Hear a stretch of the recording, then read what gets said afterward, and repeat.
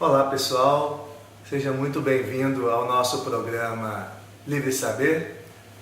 Nosso programa hoje será um programa muito especial.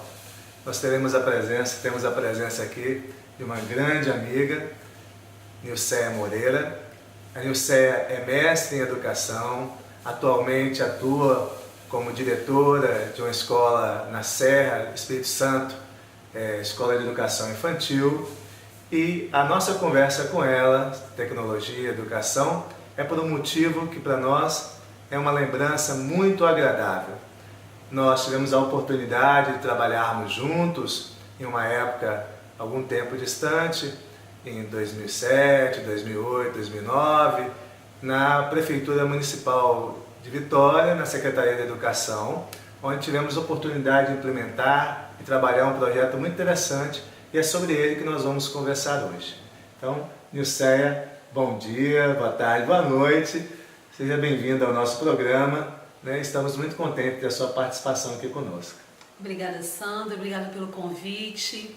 Também boa tarde, boa noite ou bom dia, fazendo na alternância contrária. Mas com muita alegria que recebo o convite, pela amizade que temos, pelo profissional que o Sandro é e pela experiência que tivemos em Vitória, que além de ser um marco na perspectiva também da história do município, também é um marco na nossa área profissional, na nossa caminhada profissional.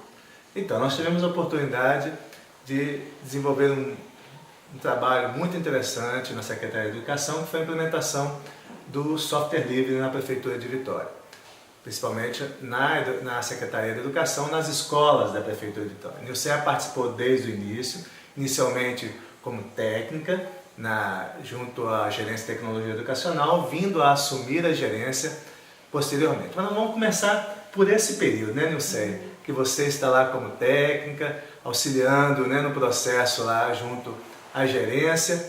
Como foi essa implementação do software livre na Secretaria de Educação, nas escolas da Prefeitura de Vitória? Como foi a inserção dessa tecnologia livre, no caso os do Linux e outros programas livres que foram implementados? Como todo projeto, e nesse caso a gente reconhecia como um programa, como uma meta a ser não apenas alcançada, mas vivida num percurso. Lá em 2006, nós já iniciamos um diálogo com a escola, trazendo essa concepção primeira, não apenas de uma troca de um sistema ou de um software ou de uma tecnologia, mas de uma concepção de algo que poderia ser romper com algumas atitudes que tínhamos como eternas, como denominações, como nomes que utilizávamos e que achávamos que o software era apenas o proprietário, que não existia nenhum outro, nenhum diálogo possível, se não fosse o proprietário. Nessa época nós tínhamos o nosso colega Dori Erickson, hoje é professor universitário, que tinha uma visão ampla, muito pertinente sobre a questão do software livre, e ele foi desbravador. Reuniu a equipe e iniciamos primeiro o diálogo interno na secretaria, tentando uma mudança interna, com todas as dificuldades que sabemos de algo que para muitos era novo, mesmo numa época que nem o Ministério da Educação tratava sobre isso, que hoje nós já temos um outro percurso. Nós iniciamos a utilização de software livre antes do MEC, no termo de utilização mesmo. E nesse período nós, em reuniões de formação com os professores, em reunião com os diretores, 3 escolas se dispuseram, nós queremos fazer a utilização como piloto. Dessas 3, uma com um destaque maior, aceitou fazermos a instalação da distribuição na época em todo o laboratório. Iniciamos um percurso de grande desafio. Me lembro que isso foi em 2005, não é isso? 2005 já estávamos nesse diálogo, 2006 já iniciamos a instalação. 2005 foi como uma consolidação mais que interna mesmo, na própria Secretaria de Educação, junto à secretária, que foi muito aberta, professora Marlene, professora Terezinha, estavam abertos a essa concepção, Porque não foi como a gente tem que marcar, né?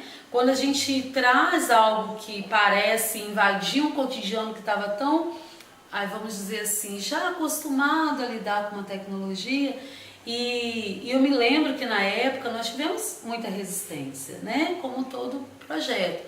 Mas também tivemos pessoas que entendiam que era necessário abrir como possibilidade de intervenção para outros tipos de tecnologia, não apenas aqueles que o grupo já estava nessa. E tínhamos também, Sandro, uma situação de insatisfação dos professores em relação à condição dos laboratórios na tecnologia que estava disponível na época, né? Vírus, a questão mesmo deles quererem utilizar recursos que não tinham disponíveis e, como você sabe, né, quem está assistindo deve também ter esse conhecimento, o software proprietário para toda e qualquer intervenção de instalação ele tem que ter autorização, né? E nós tínhamos uma situação que o professor queria usar, mas só se ele utilizasse de forma ilegal, que não era, né, esse o propósito. Então, Sandro, nessa época você estava na escola. Estava na escola. Né, pôde viver um pouco isso lá. E nós que estávamos nesse percurso na secretaria, também tivemos que romper com as nossas pseudo-certezas, né, que tínhamos nas formações, na própria gerência, na troca do sistema lá.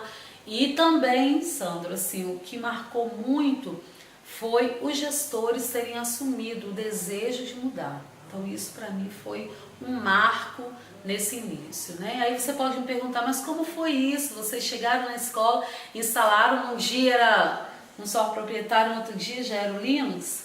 Quase isso, mas não foi assim, né? Nós tivemos um período de... As escolas que se dispuseram, né? Tivemos um período de formação, onde os professores ouviam sobre e eram orientados sobre a utilização. E sim, era feita a instalação. E por mais que a formação tenha acontecido, ainda as dúvidas eram muitas, até pelo não conhecimento, né? Quando começavam a utilizar, havia uma possibilidade. Me lembro bem do contexto, né? Nós tínhamos laboratórios com Windows, né? 2000, XP ainda, né? Vários programas chamados educativos, né, daqueles que vinham em CD, onde você colocava, e o aluno era um mero utilizador daqueles programas, mas já se esgotando esse recurso, porque já eram sistemas operacionais que já estavam sendo ultrapassados, esses programas também já não funcionam adequadamente, porque não possibilitam uma própria compatibilidade já com Windows 2000, era o XP. Então havia todo um quadro já difícil, sem falar da questão do vírus, né, da dificuldade do sistema de funcionar adequadamente, né? Isso mesmo. E esse grupo de professores que tinha o desejo de prosseguir, porque a tecnologia, o acesso à informação, né, o acesso ao conhecimento por vias, né, da tecnologia da informação, ela é um direito da criança. É um direito do professor também, mas é um direito subjetivo, um direito a esse acesso. Então, quando este professor via a impossibilidade dele utilizar os recursos, ele demandou a secretaria.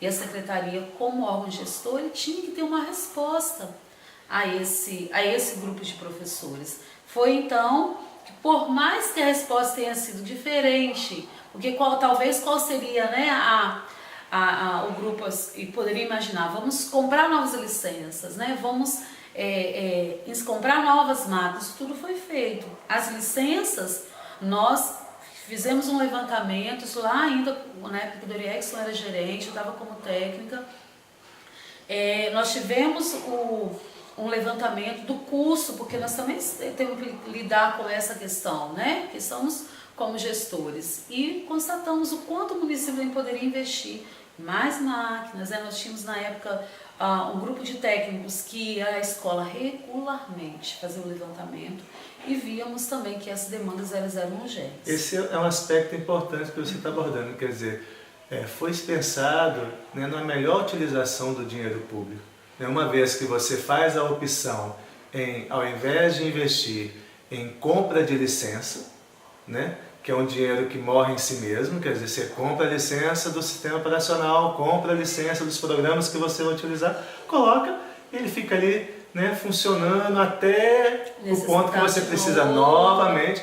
E comprando, a gente sabe disso, comprar sistema operacional requer comprar novas máquinas, que muitas vezes não é a necessidade do momento. Né? Então esse é um aspecto fundamental. Mas também eu sei que houveram outros aspectos, principalmente os pedagógicos e os de cidadania, que embasaram também fortemente, além da preservação do recurso, que você pode investir em outras áreas, mas também havia uma preocupação pedagógica e de cidadania. Né? Principalmente, né? A gente reforça essa técnica essa tese, né, do recurso.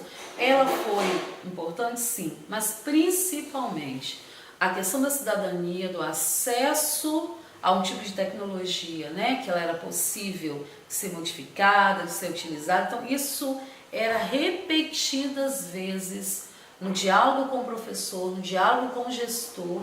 Nós repetíamos e isso, para nós, essa quebra desse paradigma, ela foi mais importante, porque o recurso depois ele foi sendo investido e foi vendo mesmo que ele tinha sido, né, bem investido, mas ao mesmo tempo, quando uma criança, quando o próprio professor entende, né, que esse software ele possibilita, né, dentro do aspecto que nós todos já conhecemos, o aspecto da liberdade mesmo, né, ele tem a ver, Sandro, com a própria condição e concepção assumida pelo grupo. Então não foi uma tecnologia que nós tivemos que adaptar a ela, não, nós tivemos o acesso e assumimos essa tecnologia, esse recurso como possível, por ela atender à concepção que já estava posta, né? Essa concepção de que o computador, as redes, eles são artefatos a serem utilizados dentro de uma cultura em prol da liberdade, não em prol do engessamento, de um pedagógico utilizado de forma mecânica, tecnicista, da reprodução de algo que alguém disse. Não, não apenas o uso, mas também a possibilidade de intervenção nesse percurso. E a criança começou a entender isso. Hoje nós temos adolescentes, crianças, outros estão no ensino médio e que também conseguiram discutir isso e trazem esse legado com eles, né? Então isso não tem preço.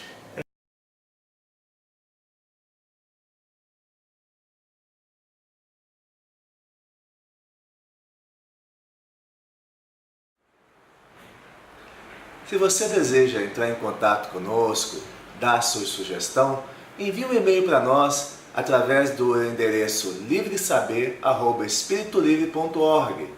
Para assistir aos nossos programas passados, acesse tv.espiritolivre.org. Esperamos a sua participação e até mais no próximo programa Livre Saber.